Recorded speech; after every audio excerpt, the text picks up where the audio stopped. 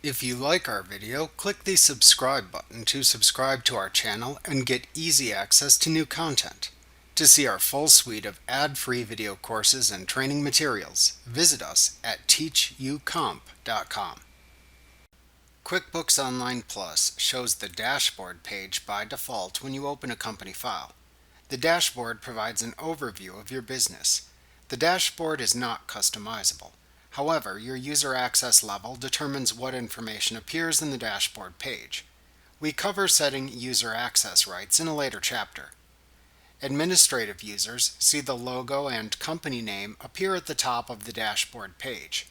Clicking either of these opens the Company tab of the Account and Settings window where you can change that information if needed.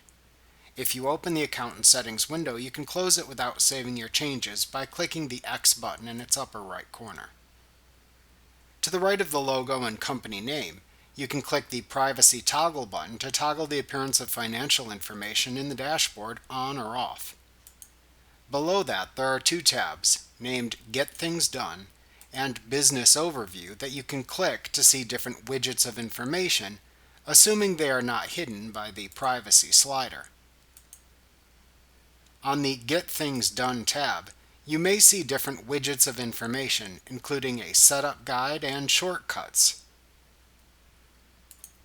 Alternatively, you may just see a My Workflow diagram that shows the flow of activities you can perform and how they are interconnected. With either view, in the lower right corner is a See All Activity link that you can click to open the Audit Log page. This page shows the activity that has occurred in the company file. On the Business Overview tab, several graph widgets appear if your privacy settings allow it. These include income, expenses, bank accounts, profit and loss, and sales.